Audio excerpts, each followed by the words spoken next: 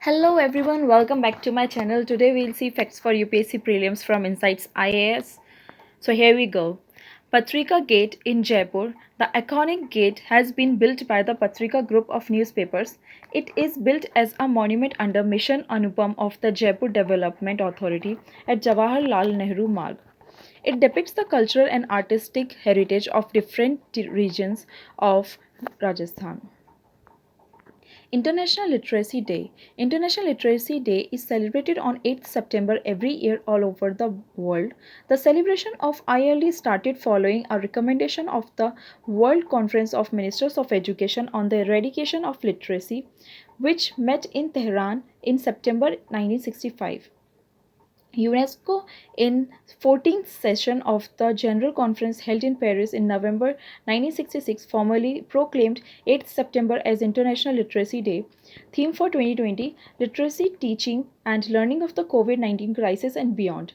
National Statistical Office NSO has released the data for 2017-18 on state-wise literacy rate in the country for all aged 7 or above. As per NSO, India's average literacy rate is 77.7%. Andhra Pradesh literacy rate of 66.4% is the worst among all states in India and significantly lower than Bihar's 70.9%. Kerala has best literacy rate with 96.2%. Delhi stood second with 88.7%. Most impressively, the gap between male and female literacy is the smallest in Kerala at just 2.2 percent points. This gap is 14.4 percent points at all India level, with male literacy at 84.7% and female literacy at 70.3%. The gap between urban and rural literacy rates is of the same order of magnitude as that between males and females. Once again, Kerala has the lowest gap of 1.9 percentage points. What is Real Mango, which was in news recently?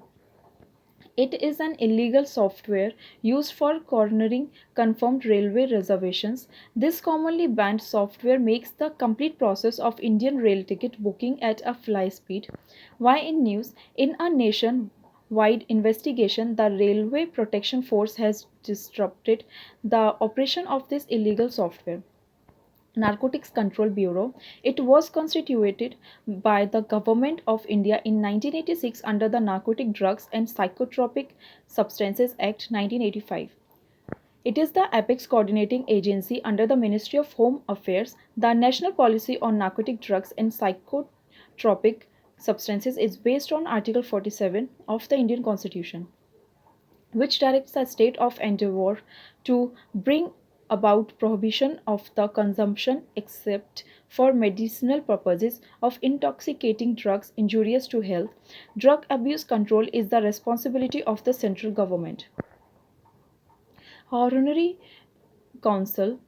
Mahalingam has been appointed Honorary Council of the Grand Duchy of Luxembourg in Chennai, which consular jurisdiction over Tamil Nadu and Kerala. Who is honorary consuls? Honorary consuls are private individuals who take care of their task on a part time basis without remuneration.